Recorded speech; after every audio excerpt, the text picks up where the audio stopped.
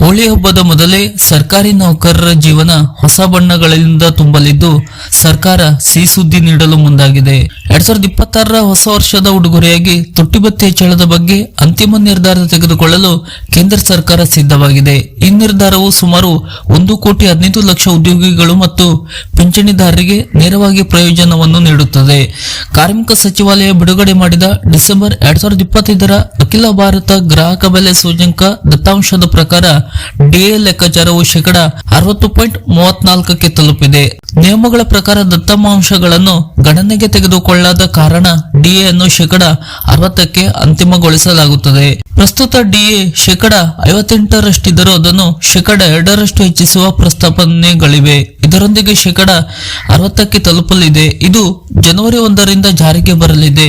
March ಮೊದಲ ವಾರದಲ್ಲಿ ಪ್ರಧಾನಿ ಮೋದಿ ಅಧ್ಯಕ್ಷತೆಯಲ್ಲಿ ನಡೆಯಲಿರುವ ಸಚಿವ ಸಂಪುಟ ಸಭೆಯಲ್ಲಿ ಈ ಹೆಚ್ಚಳಕ್ಕೆ ಅನುಮೋದನೆ ದೊರೆಯುವ ಸಾಧ್ಯತೆ ದಟ್ಟವಾಗಿದೆ. ಡಿಎಯಲ್ಲಿ 2% ಹೆಚ್ಚಳವನ್ನು ಮಾರ್ಚ್ ತಿಂಗಳ ಸಂಬಳದಲ್ಲಿ ಸೇರಿಸಲಾಗುವುದು. ಈ ಹೆಚ್ಚಳ ಜನವರಿ 1ರಿಂದ ಜಾರಿಗೆ ಬರುವುದರಿಂದ ಜನವರಿ ಮತ್ತು ಫೆಬ್ರವರಿ ತಿಂಗಳ ಬಾಕಿಯನ್ನು ಮಾರ್ಚ್ ತಿಂಗಳ ಸಂಬಳದೊಂದಿಗೆ ಪಡೆಯಲಾಗುವುದು. ಇನ್ನು ಡಿಎ ನಂತರ ಸಂಬಳದ ಲೆಕ್ಕಾಚಾರಗಳು ಹೀಗಿವೆ. ಒಬ್ಬ ಉದ್ಯೋಗಿಯ ಮೂಲ ವೇತನ 50,000 ರೂಪಾಯಿ ಆಗಿದ್ದರೆ ಪ್ರಸ್ತುತ 58ರಷ್ಟು ಡಿಎ ಪ್ರಕಾರ ಅವರು 29,000 ರೂಪಾಯಿಗಳನ್ನು ಪಡೆಯುತ್ತಿದ್ದಾರೆ. ಡಿಎ 60ಕ್ಕೆ ಏರಿದರೆ ಆ ಮೊತ್ತ 30,000 ರೂಪಾಯಿ ಆಗುತ್ತದೆ. ಅಂದರೆ ತಿಂಗಳಿಗೆ 1,000ದಿಂದ 2,500 ತನಕ ಹೆಚ್ಚುವರಿ ಲಾಭ ಸಿಗುತ್ತದೆ.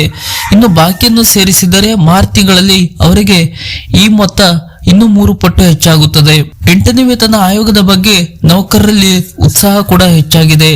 ಡಿಸೆಂಬರ್ 31, 2025ರಂದು 7ನೇ ವೇತನ ಆಯೋಗದ ಅವಧಿ ಮುಕ್ತಾಯಗೊಳ್ಳಲಿರುವ ಹಿನ್ನೆಲೆಯಲ್ಲಿ ಈ ಡಿಎ ಹೆಚ್ಚಳದ ಬಗ್ಗೆ ಹೆಚ್ಚಿನ ಆಸಕ್ತಿ ಇದೆ. 8ನೇ ವೇತನ ಆಯೋಗವನ್ನು ರಚಿಸಿರುವ ಪ್ರಕ್ರಿಯೆಯು ಈಗಾಗಲೇ ಪ್ರಾರಂಭವಾಗಿದೆ ಎಂದು ವರದಿಗಳು ಸೂಚಿಸಿವೆ.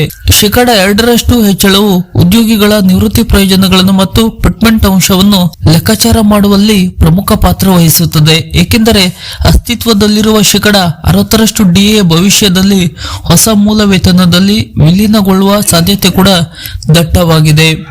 ಈ ಬಗ್ಗೆ ಸರ್ಕಾರ ಅಧಿಕೃತವಾಗಿ ಘೋಷಣೆ ಮಾಡಬೇಕಿದೆ. ಇದು ಡಿಎಗೆ ಸಂಬಂಧಪಟ್ಟಂತಹ ಹೊಸ ಅಪ್ಡೇಟ್ ನ ಮಾಹಿತಿ.